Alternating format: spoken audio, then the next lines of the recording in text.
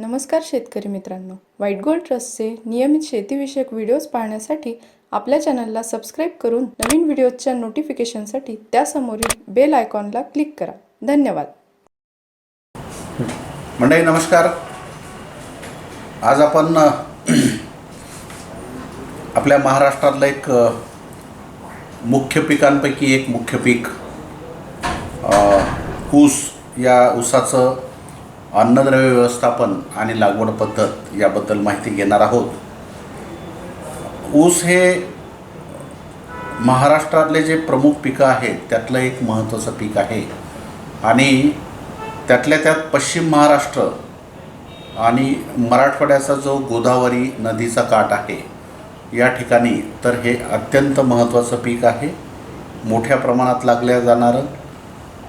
आणि या पिकामध्ये जर योग्य व्यवस्थापन आपण केलं तर विक्रमी उत्पादन घेणं सहज शक्य होतं. ऊस हे एक पीक. तर अन्नद्रव्य व्यवस्थापन म्हणजे काय किंवा त्या पिकाला काय काय अन्नद्रव्याची गरज आहे, त्या अन्नद्रव्याचं संतुलित प्रमाणात वेळेवर योग्य पद्धतीनं वापर म्हणजे व्यवस्थापन पूर्ण.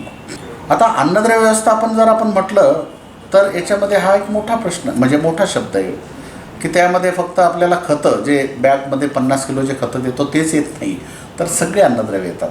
तर ते आपण सविस्तर पाहणार आहोत. त्यापूर्वी आपण बेने प्रक्रिया यावर जाऊया. बेने प्रक्रिया हा विषयसुद्धा ऊस लागवडीमध्ये महत्त्वाचा विषय आहे. आता बहुतांश शेतकऱ्यांकडून बेने प्रक्रियाकडं दुर्लक्ष होतं.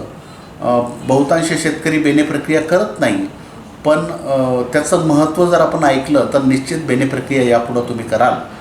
याचं कारण असं आहे की जे ऊसावर येणारे अनेक रोग आणि अनेक किडी जे आहेत त्या ऊसाच्या बेण्यावर असतात आणि आपण जर तशीच लागवड केली तर त्या किडी आणि रोग जे आहेत ते बेण्यासोबतच आपल्या शेतात जातात आणि तिथूनच त्याची वाढ होते. तर त्यामुळं नंतर मग त्या किडीला नियंत्रण करण्यासाठी किंवा त्या रोगाला नियंत्रण करण्यासाठी आपला 10 पट जास्त खर्च होतो, नुकसानही झालेलं असतं आणि वेळही गेलेली असते. तर मी नेहमी म्हणतो की बीज प्रक्रिया किंवा बेने प्रक्रिया जी आहे याला अनन्यसाधारण महत्त्व आहे. याचं कारण असं आहे की हे आपण याच्यामध्ये फायदा काय काय आहे, नुकसान आपल्याला टाळता येतं, कमी खर्चामध्ये आपल्याला व्यवस्थापन करता येतं आणि वेळेत आपल्याला व्यवस्थापन करता येतं. कमी खर्चामध्ये वेळेत आणि नुकसान टाळण्याचं आपल्याला, जसं आपण लहान मुलांना लस देतो, गोवर आहे, टीटी जे काही लसी आहेत किंवा भविष्यामध्ये येणारा रोग टाळावा म्हणून त्याला लहानपणीच लस देतो, तसंच बीज प्रक्रिया कोणत्याही पिकामध्ये किंवा बेने प्रक्रियाचं महत्त्व आहे की भविष्यात येणारे काही रोग आपण यातून टाळू शकतो, भविष्यात येणाऱ्या काही किडी आपण याच्यातून टाळू शकतो आणि अत्यंत कमी खर्चात हे आपण नियोजन करू शकतो. तर ऊसाला बेने प्रक्रिया करणं हे प्रत्येक शेतकऱ्यांनी जेव्हा नवीन लागवडीचा ऊस आहे त्याला बेने प्रक्रिया केल्याशिवाय ऊस लागवड करू नका. एक तर कीड रोगाचं आपण टाळण्यासाठी प्रयत्न करणार, त्यात जे काही आपल्याला शक्य आहे तेवढे कीड आणि रोग बेने प्रक्रियामुळं टाळल्या जाणार. दुसरी गोष्ट, आपण बेने प्रक्रियेमध्ये असे काही घटक वापरू की त्यामुळं उगवण चांगली होईल.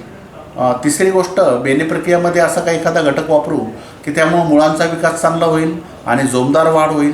तर हे सगळे फायदे एकाच वेळेस बेने प्रक्रिया केल्यामुळं होऊ शकतात. तर शेतकऱ्यांची मानसिकता नसते, पण मी असं म्हणेल की हा कार्यक्रम जेही शेतकरी बघतील त्यांनी अवश्य बेने प्रक्रिया करावी. तर बेने प्रक्रियामध्ये लागवडीच्या सोबत आपण जेव्हा ऊस लागवड करणार तर साधारणतः 50 लिटरचं एखादी टाकी किंवा 100 लिटरची, जे शक्य होईल 50 लिटर, 70 लिटर, 100 लिटरच्या टाकीत आपण पाणी घ्यायचं आणि प्रति लिटर मी औषध सांगतो ते औषधं त्यात टाकायचे आणि बेनं जे आहेत किंवा कांडे जे आहेत, 1 डोळ्याची टिपरी, 2 डोळ्याची टिपरी, तर हे त्यात 10-15 मिनिट बुडवायचे. 10-15 मिनिट त्याला पाण्यात बुडू द्यायचं आणि नंतर उपसून मग लागवड करायची. तर प्रति लिटर पाण्यासाठी जे बेने प्रक्रियेला औषधं मी सांगतो आहे त्यातलं पहिलं औषध आहे एक बुरशीनाशक. तुम्ही तिथे घ्या. 1 लिटर पाण्याला 2 ग्रॅम व्हीम सुपर किंवा साफ त्यामध्ये कार्बेंडायझिम अधिक मॅन्कोझेब हे घटक आहे. कार्बेंडायझिम अधिक मॅन्कोझेब 1 लिटरला 2 ग्रॅम हे बुरशीनाशक एक झालं. त्यानंतर 2 ग्रॅम चुन्याची निवडी. चुना जो असतो बाजारात मिळतो तो त्यातला चांगला गुणवत्तेचा चुना घ्या. तर 2 ग्रॅम म्हणजे 1 लिटरला 2 ग्रॅम या पद्धतीनं तुम्हाला तिथे चुना आधी लागलं तर भिजू घाला आणि त्यातलं जे निवडी आहे म्हणजे सोथा फेकून द्यायचा आणि त्यातली जी निवडी आहे ती निवडी आणि त्यात मग आपल्याला बुरशीनाशक कीटकनाशक हे टाकू शकता तुम्ही. 2 ग्रॅम चुन्याची निवडी. याच्यासोबत एक कीटकनाशक टाका तुम्ही तिथे. साधारणतः 3 मिली प्रति लिटर पाण्याला सरेंडर आपलं प्रोफेनोफॉस अधिक सायपरमेथ्रिन किंवा क्लोरोपायरिफॉस अधिक सायपरमेथ्रिन किंवा मोनोक्रोटोफॉस यापैकी कुठलंही एक कीटकनाशक 3 मिली आपण याच्यात घेऊ शकता. आणि याच्यासोबत आपल्या मुळांचा विकास चांगला व्हावा, जोमदार वाढ व्हावी यासाठी रायझर लिक्विड 4 मिली प्रति लिटर. तर हे झालं बेने प्रक्रिया. त्यानंतर आपण येऊया लागवड पद्धत. तर लागवड पद्धतीमध्ये आपण बघा कोरडी लागवड आणि ओली लागवड या 2 पद्धतीनं.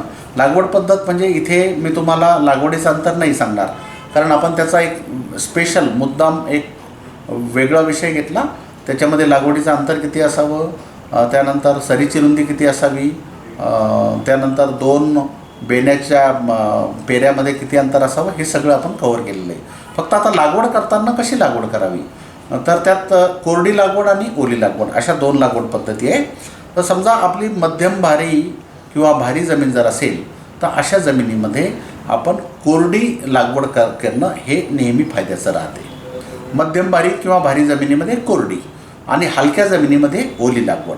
आता कोरडी लागवड म्हणजे तुम्ही एकतर कोरड्यामध्ये तुम्ही रासायनिक खतं जे पहिला डोस जो आहे आपला जो सऱ्यात पसरून द्यायचा तो पसरून द्या आणि कुदळीनं मग 2-2, 3-3 इंचाचे आपल्याला उकरून घ्यायचं आणि कोरड्यातच तुम्हाला तिथं बेनं योग्य अंतरावर किती अंतर पाहिजे तुम्हाला 1.5 फूट पाहिजे, 2 फूट पाहिजे, 1 फूट पाहिजे अशा अंतरावर मग तुम्ही ते तुमचे डोळे ठेवायचे आणि कोरड्या मातीनंच त्याला झाकून घ्यायचं किंवा वापसा स्थितीमध्ये येऊ द्यायचं. आणि वापसा स्थितीत आल्यानंतर आपल्याला बळीराम नागर पुढं चालून घ्यायचा आणि योग्य अंतरावर ते डोळे लावायचे आणि त्याच्यावर कोरडी माती ओढून घ्यायची. आणि कोरडी माती ओढून घेतल्यानंतर तिथं हलके पाणी द्यायचं. एकदम फक्त याच्यामध्ये एकच गोष्ट आहे कोरड्या लागवडीमध्ये, जर एकदम सरीत पाणी सोडलं तर ते डोळ्यावरची जी माती आहे ती वाहून जाते पुढे.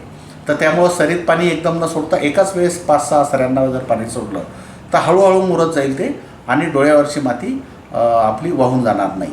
तर या कोरड्या लागवडीचे फायदे काय आहेत? एकतर मध्यम भारी किंवा भारी जमिनीत कोरडी लागवड ही जास्त फायद्याची. याचं कारण उगवण शक्ती इथं लवकर होईल कोरड्या लागवडीमध्ये.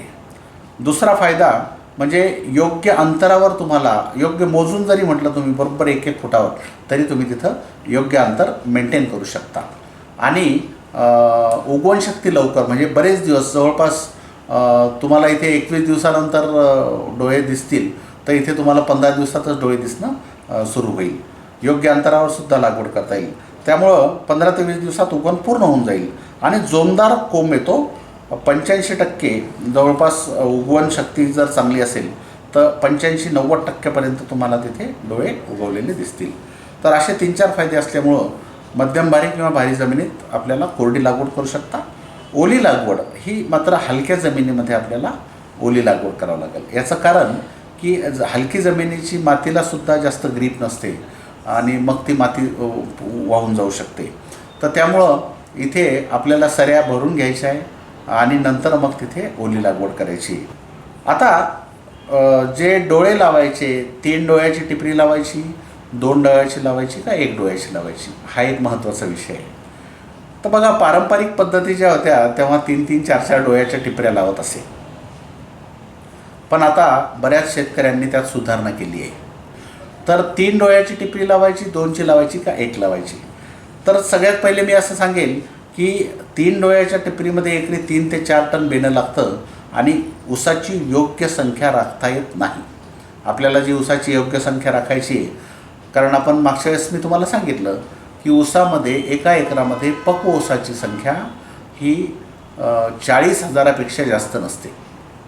म्हणजे एक ऊसाला जगायला वाढायला पक्व व्हायला 1 स्क्वेअर फीट जागा लागते. आणि त्यामुळं दाट लागवड केली, जास्त फुटवे निघाले तर फुटवे ते वाढतात, खातात, पितात. जे जगणारा ऊस आहे त्याच्या वाट्याचं अन्नद्रव्य, त्याच्या वाट्याचं पाणी, सूर्यप्रकाश हे खातात आणि नंतर मरून जातात. ते पक्व होत नाही. जिथं दाटणी झाली तिथं पक्व होत नाही. त्यामुळं 3 डोळ्याची टिपरी लावणं हे काही योग्य नाही.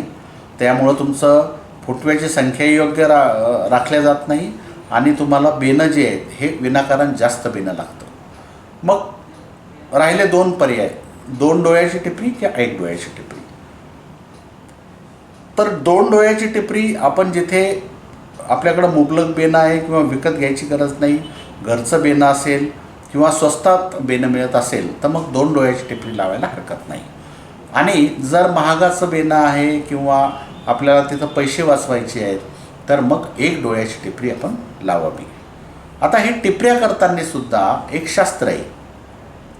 तुमचा जे डोळा असतो तर डोळ्याच्या वरचा भाग हा कमी असावा टिपरी करताना आणि डोळ्याच्या खालचा भाग जो आहे तो मोठा असावा. ज्याला डोळ्याला जे अन्नद्रव्य मिळतं ते खालच्या भागातून मिळते, वरच्या भागातून मिळत नाही. त्यामुळं डोळ्याच्या वरचा भाग हा छोटा, म्हणजे टिपरी करताना सुद्धा त्या माणसाला आपण सांगायचं की डोळ्याच्या वर जवळून छाट आणि डोळ्याच्या खाली दुरून छाट. असं जर केलं तर त्याला जे अन्नरस मिळतं ते खालच्या भागातून मिळतं. त्यानंतर लागवड करताना सुद्धा डोळा हा जमिनीत वरती असावा. तुम्हाला जर 2 डोळ्याची टिपरी लावलं आहे तर मग आडवे डोळे घ्यावे लागतील, कारण एक जर वर घेतला तर एक खाली येईल. तर जर 1 डोळ्याचं असेल तर सगळे डोळे वरती ठेवा. जर 2 डोळ्याची टिपरी असेल तर टिपरी आडवी ठेवा, म्हणजे दोन्ही बाजूला डोळे येतील आणि मग ते उगवायला सोपं होईल. खाली डोळा गेला की मग त्याला उगवायला थोडासा त्रास होतो.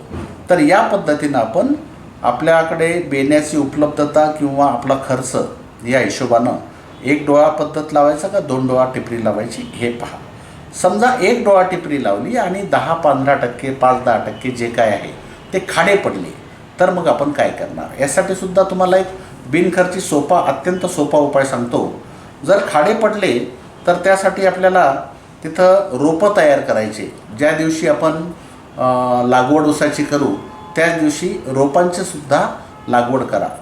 आता रोपांची लागवड ही अत्यंत सोपी आणि बिनखर्ची लागवड. मी तुम्हाला रोपं ऊसाचे कसे तयार करायचे ती पद्धत सांगतो. आपलं जे खताचे पोते असतात, साधे HDPचे बॅग असतात ना, प्लॅस्टिकचे खताचे पोते, ते जमिनीवर आथरायचे. त्याच्यावर 1-1.5 इंच 2 इंचापर्यंत फार तर माती आथरायची आणि तिथे मग त्याच्यावर तुम्ही डोळे लावायचे. अशा रेघा मारायच्या आणि जवळजवळ आपलं 2-2 इंच अंतरावर असे एका लाईनमध्ये एकाला एक खेटून जरी लावलं, 2 लाईनमध्ये 2 इंचाचं 3 इंचाचं अंतर ठेवलं तरी चालेल. आणि त्याला मग ज्या दिवशी आपण शेतात लागवड करू त्याच दिवशी इकडं डोळे जे आहेत म्हणजे तुमचे रोपाची लागवडसुद्धा त्याच दिवशी करा. म्हणजे आपल्याला या दोन्हीचं वय सारखं राहील. जर गॅप पडले तर हे डोळे तुम्हाला, हे रोपं जे आहेत ते तिथं शेतात लावता येईल. आता या खताच्या पोत्यावर का करायचं याचं कारण, तुम्ही जमिनीत जर केलं तर तुम्ही त्याला जेव्हा उखळसाल, जेव्हा ते रोपं काढाल तेव्हा त्याची मुळं तुटतील.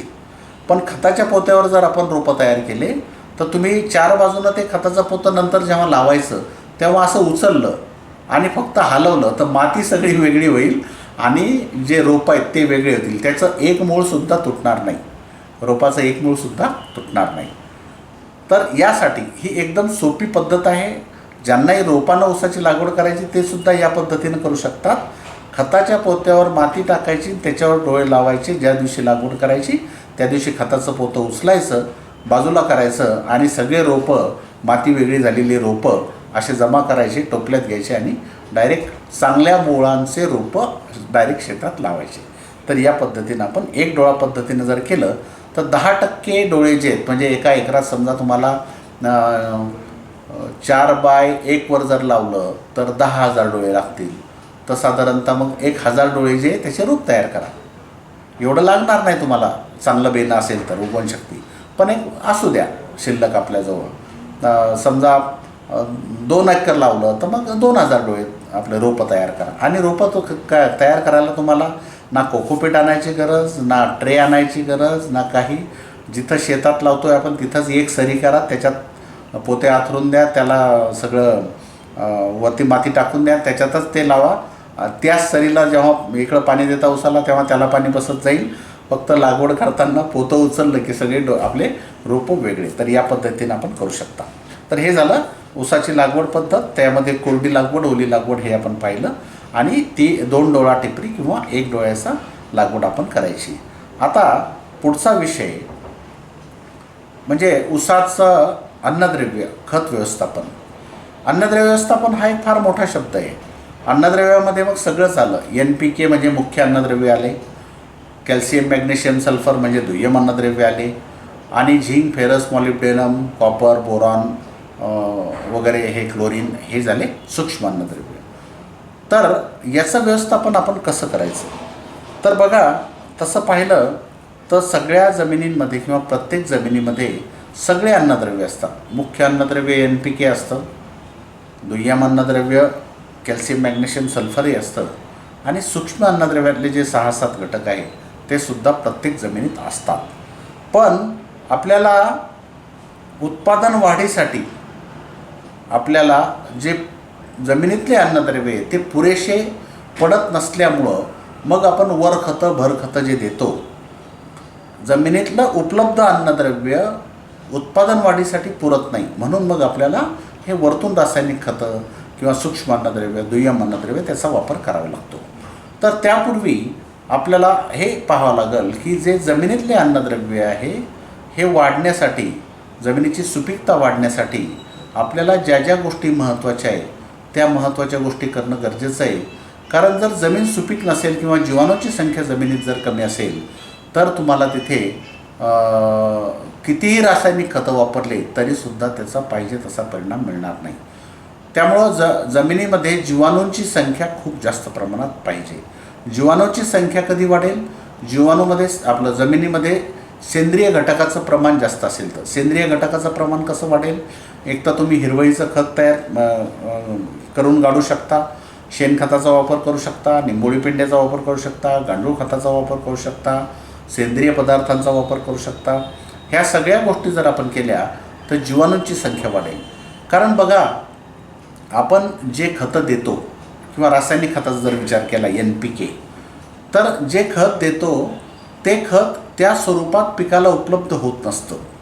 सिंगल सुपर फॉस्फेट, फॉस्फरस पेंटॉक्साईड, तर हे पिकाची मुळं घेत नाही. त्याला स्वरूप बदलायचं काम जीवाणू करतात आणि ते स्वरूप बदलल्यानंतर ते पिकं त्याला अपटेक करतात, म्हणजे त्या खताला किंवा त्या अन्नद्रव्याचा उचल करू शकतात.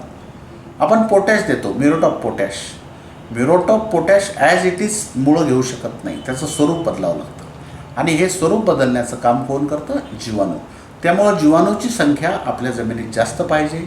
जेवढी जीवाणूंची संख्या जास्त तेवढं तुमचं खताची उपलब्धता जास्त, म्हणजे उत्पादन जास्त वाढेल. त्यासाठी ज्या ज्या गोष्टी करता येतात आपल्याला, हिरवळीचं खत, शेणखताचा वापर, गांडूळ खत, सेंद्रिय खतं, या सगळ्या गोष्टींचा वापर आपण केला पाहिजे. आणि त्यानंतर मग आपण जे खतं देऊ त्याचा आपल्याला पुरेपूर मोबदला तिथे मिळेल. याच्यासोबतच जीवाणू खतांचा वापर. ऊस हे खादाड पीक आहे, त्याला सगळेच अन्नद्रव्य भरपूर मोठ्या प्रमाणात दिलं तर त्याचं उत्पादनसुद्धा वाढतं. पण ते आपण जे खतं देतो ते उपलब्धसुद्धा झाले पाहिजे. त्यासाठी मी पहिलं सांगितलं जीवाणूची संख्या वाढवणं गरजेचं आहे. आणि दुसरं म्हणजे जीवाणू खतं जे आहेत, नत्र मिळवून देणारे जीवाणू, ऊसामध्ये असिटोबॅक्टर म्हणतात, नत्र मिळवून देणारा जीवाणू आहे. फॉस्फरस मिळवून देणारा जीवाणू PSB, फॉस्फरस सोल्युबलायझिंग बॅक्टेरिया, आपल्या बूस्टर कंपनीचं घेतलं तर P बूस्ट नावाने येतो, PSB आहे. त्यानंतर KMB, potash mobilising bacteria, KMB. आपलं बूस्टरचं K बूस्ट नावाने, K लिफ्ट नावाने येतं. P बूस्ट आणि K लिफ्ट. किंवा इतर कंपन्यांची आहे, विद्यापीठाचं आहे, संशोधन केंद्रांमध्ये सुद्धा हे NPK मिळवून देणारे बॅक्टेरिया मिळतात. आता बाजारात झिंक मिळवून देणारा सुद्धा बॅक्टेरिया आला आहे बाजारामध्ये. तर याचा वापरसुद्धा आपल्याला करावा लागेल. तर आता बघा, ह्या सगळ्या गोष्टी करून जर आपण खत व्यवस्थापन केलं, उत्कृष्ट खत व्यवस्थापन, अन्नद्रव्य व्यवस्थापन जर केलं तर उत्पादन वाढायला आपल्याला मदत होते. मी तर असं म्हणेल की आडसाली ऊसाची लागवड केली आणि जर आपण या पद्धतीनं, आता मी जे तुम्हाला सांगणार आहे 100 टनाचं टार्गेट ठेवून खत व्यवस्थापन सांगितलं आहे. एकरी 100 टन पिकवण्यासाठी आपल्याला किती खतं द्यायचे ते सांगितलं आहे. आपलं बजेट नसेल किंवा आपलं एवढा खर्च करण्याची तयारी नसेल किंवा आपली मानसिकता नसेल तर खताचं प्रमाण, सगळेच खतं जे सांगितले त्याचं सगळ्यांचं प्रमाण थोडं थोडं तेवढ्याच पद्धतीत कमी करा. नाही तर युरिया स्वस्त आहे म्हणून युरियाचं कमी नाही करत, DAP महाग आहे म्हणून DAP कमी करतो, असं करू नका. जे सांगितले ते सगळेच, तुम्हाला जर एवढी तयारी नसेल, कारण हे खत व्यवस्थापन मी जे सांगितलं हे एकरी 100 टन उत्पादन घेण्याच्या हिशोबानं तयार केलेलं खत व्यवस्थापन आहे. म्हणजे साधारणतः 1 टन ऊस पिकण्यासाठी NPK किती लागतो याची माहिती शास्त्रज्ञांनी आपल्याला दिलेली आहे, ते सिद्ध झालेली आहे. आणि त्यानुसार खताच्या मात्रा ठरवायच्या आणि 6-7 वेळा, तुम्हाला नाही 100 टन 70 टनाचं टार्गेट आहे, तर हे जे खतं सांगितले त्याच्या 70% 70% खतं तुम्ही द्या. आता एकरी 100 टन उत्पादन उद्दिष्ट ठेवल्यानंतर रासायनिक खताचा एकरी अपेक्षित खर्च जो आम्ही काढला, 100 टनाचं उत्पादनाचं उद्दिष्ट ठेवल्यानंतर जे खतं लागतात ते साधारणतः 19,000 रुपये प्रति एकर सगळं मिळून लागतात. त्यामध्ये युरिया 7 बॅग आहे, DAP 6 बॅग आहे, पोटॅश 6 बॅग आहे, अमोनियम सल्फेट 3 बॅग आहे, सल्फर दाणेदार सल्फर 30 किलो आहे, त्यानंतर मॅग्नेशियम सल्फेट 30 किलो आहे आणि रायझर-जी 30 किलो आहे. एवढं सगळं आपल्याला याच्यात तरी मायक्रोन्यूट्रिएंट आलं नाही. मायक्रोन्यूट्रिएंट जर टाकायचं झालं तर एक असं समजा की साधारणतः 500 ते 1000 रुपयाचं मल्टी मायक्रोन्यूट्रिएंट जे ते सुद्धा याच्यात जर आपण ॲड केलं तर साधारणतः 100 टनाचं टार्गेट ठेवायला 20,000 रुपये खताला खर्च येईल. आता हा खर्च ज्यांना जास्त वाटतोय किंवा 100 टनाचं त्यांचं टार्गेट नाही, त्यांनी त्या प्रमाणात सगळेच कमी करायचं. तर याच्यामध्ये आता पहिला डोस जो आहे हा अत्यंत महत्त्वाचा आहे. हा बरेच शेतकरी याची वेळ चुकवतात.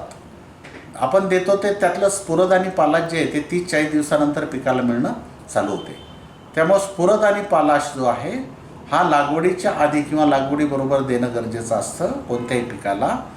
तर ऊसाला तर स्फुरद पालाश, ऊस जास्त कालावधीचं पीक असल्यामुळं आपल्याला 2-3 टप्प्यात ते द्यायचं आहे. पण पहिला डोस जो आहे हा लागवडीच्या आधी किंवा लागवडीबरोबर, सरी पाडल्यानंतर सऱ्यात फेकून द्या, त्याला बुजून घ्या किंवा खत फेकून द्या, त्यात बळीराम नागर एकदा चालून घ्या, ते जमिनीत मिक्स होऊन जाईल. लागवडीच्या आधीच खत फेका. सरी पाडण्यापूर्वी काय द्यायचं त्याला, DAP 2 बॅग, पोटॅश 2 बॅग. नत्राची सुरुवातीला जास्त गरज नसते. DAPमध्ये जे 18% नत्र आहे त्यानं काम होऊन जाईल आपलं. 2 बॅग DAP 2 बॅग पोटॅश. आता याच्यासोबत काय द्यायचं ते लक्षात ठेवा. सल्फर दाणेदार एकरी 10 किलो, मॅग्नेशियम सल्फेट एकरी 10 किलो आणि रायझर-जी उच्च गुणवत्तेचं ह्युमिक ॲसिड रायझर-जी किंवा ह्युमिसिल-जी एकरी 10 किलो. बाजारात अनेक ह्युमिक ॲसिड आहे, हजारो ह्युमिक ॲसिड आहे, पण काही पोटॅशियम ह्युमेटचे बनवलेले, काही सोडियम ह्युमेटचे बनवलेले, तर त्याचा आपल्याला काही फायदा होणार नाही. लिग्नाईट किंवा त्याच्याहीपेक्षा चांगला सोर्स लिगरडाईट जे आहे ते आपण, जे मी तुम्हाला 2 ब्रँड सांगितले, ह्युमिसिल-जी किंवा रायझर-जी, याच्यामध्ये तुम्हाला सगळ्यात बेस्ट क्वालिटी हे ह्युमिक ॲसिड मिळेल. त्यानंतर लागवडीनंतर 20 दिवसांनी 1 बॅग युरिया, फक्त युरिया तिथे. 40 दिवसानं 1 बॅग युरिया. आपण P आणि K आधी टाकलेला आहे आणि N नव्हता टाकला किंवा एकदम कमी होतं. त्यामुळं नायट्रोजन जसं उगवण सुरू झाली आहे तर तिथून पुढं जोमदार वाढ होण्यासाठी नायट्रोजनची गरज असते आणि नायट्रोजन स्वस्तातला स्वस्त नायट्रोजन कशात आहे, युरियात आहे. त्यामुळं 1 बॅग युरिया 20 दिवसानं, 40 दिवसानं 1 बॅग युरिया. त्यानंतर चौथा डोस जो आहे हा 65 दिवसाच्या दरम्यान बाळ बांधणी जेव्हा करतो आपण, तर या बाळ बांधणी करण्यापूर्वी आपल्याला ते बाळ बांधणी करण्यापूर्वी खत द्यायचं आणि नंतर बाळ बांधणी करायची. म्हणजे खत दिलेलं खत ते झाकून पडेल, मातीच्या आत ते मातीच्या आड पडेल आणि त्याच्यावर माती पडेल. तर बाळ बांधणीला काय द्यायचं, युरिया, DAP आणि पोटॅश प्रत्येकी 1 bag. 1 bag urea, 1 bag DAP, 1 bag potash, प्रत्येकी 1 बॅग. आणि परत 10 किलो सल्फर दाणेदार, 10 किलो मॅग्नेशियम सल्फेट आणि 10 किलो रायझर-जी. आता याच्यानंतर मग आपल्याला डोस द्यायचा आहे तो 5वा डायरेक्ट मोठ्या बांधणीला. हा सगळ्यात मोठा डोस असतो, कारण याच्यानंतर बहुतांश शेतकरी खत देत नाही. पण 100 टन ऊस उत्पादन घ्यायचं असेल तर मग आपल्याला याच्यानंतरही थोडं थोडं खत 2 वेळेस द्यायचं. ते काय द्यायचं सांगतो. मोठी बांधणी म्हणजे आपण मराठवाड्यामध्ये ऊस फोडणं म्हणतात आणि पश्चिम महाराष्ट्रामध्ये मोठी बांधणी म्हणतात. जेव्हा आपण ज्याच्यामध्ये सरीचा वरंब्याची सरी करतो, अशा वेळेस तुम्हाला मोठ्या बांधणीच्या आधी आपल्याला 3 बॅग युरिया, 2 बॅग DAP आणि 1 bag potash. 3 bag urea, 2 bag DAP, 1 bag potash. त्यानंतर सोबत त्याच्या परत सल्फर, मॅग्नेशियम आणि रायझर एकरी 10 किलो. 10 किलो सल्फर दाणेदार, 10 किलो मॅग्नेशियम सल्फेट आणि 10 किलो रायझर G. एवढं आपल्याला मोठ्या बांधणीच्या वेळेस द्यायचं आहे. मोठी बांधणी झाल्यानंतर मग तुम्ही कॅल्शियम नायट्रेट तिथे एकदम एकरी 15 किलो टाकलं तरी हरकत नाही. किंवा मग हे रायझर आणि मॅग्नेशियम सोबत टाका तुम्ही मोठ्या बांधणीला या खतासोबत, मुख्य खतांसोबत. आणि सल्फर आणि कॅल्शियम नायट्रेट हे मोठी बांधणी झाल्यानंतर मग तुम्ही फेकून जरी दिलं तरी चालेल. तर या पद्धतीनं हे मोठ्या बांधणीपर्यंतचे 5 डोस झालेत. त्यानंतर मोठ्या बांधणीनंतर 1 महिन्यानं अमोनियम सल्फेट एकरी 1 बॅग आपल्याला द्यायची. मोठी बांधणी झाल्यानंतर कांड्यावर ऊस येतो आणि कांडे सुरू झाल्यानंतर जर आपण युरिया दिला गेला तर युरियामुळं पानसे फुगतात, पोंगसे फुगतात, म्हणजे कोंब येतात. डोळे फुगतात आणि कोंब येतात. तर ते कोंब यायला नको. कशामुळं? एकदम नत्र मिळालं त्याला की मग त्याचे डोळे फुगतात आणि कोंब येतात. तर नत्र हळूहळू मिळालं पाहिजे. नत्राची गरज तर शेवटपर्यंत असते. मग हळूहळू नत्र कशातून मिळेल? तुम्हाला युरियातून एकदम नत्र मिळेल, पण अमोनियम सल्फेटमधून हळूहळू नत्र मिळेल. तर साधारणतः अर्धी ते 1 बॅग अमोनियम सल्फेट मोठी बांधणी झाल्यानंतर आणि अर्धी ते 1 बॅग अमोनियम सल्फेट हे तुम्हाला द्यायचं आहे मृग नक्षत्र निघाल्यानंतर. मृगाचा पाऊस पडला की तेव्हा एकरी अर्धी ते 1 बॅग अमोनियम सल्फेट परत तुम्हाला तिथं द्यायचं आहे. अशा वेळेस हे फेकून दिलं तरी चालेल. तर या पद्धतीनं आपल्याला खतं द्यायची आहेत. याच्यासोबत फक्त मध्ये मी सांगितलं तुम्हाला कॅल्शियम नायट्रेट मोठ्या बांधणीच्या वेळेस तुम्ही तिथे द्या. तिथे सोबत त्याच्या बोरॉनसुद्धा देऊ शकता एकरी अर्धा किलो. जर 10,001 नावाची जात जर असेल तर तिथं बोरॉन 2 वेळेस तुम्हाला वापरावं लागेल. एक बाळ बांधणीला आणि मोठ्या बांधणीलासुद्धा. त्यात बोरॉनची कमतरता जरा जाणवते. आणि हे झालं आता आपलं अन्नद्रव्य व्यवस्थापन. पण याच्यासोबत आपल्याला तुमचं हे जे आहे जीवाणू खतं, असिटोबॅक्टर, PSP आणि तुमचं KMB, पी बूस्ट बूस्टरचं जर घेतलं PSB तर पी बूस्ट नावानं आहे. आणि KMB पोटॅश मोबिलायझिंग बॅक्टेरिया जर घेतला बूस्टरचा तर K-लीप नावानं आहे. तर हे एकरी 2-2 किलो. याच्यासोबत ट्रायकोडर्मासुद्धा तुम्ही 2 किलो.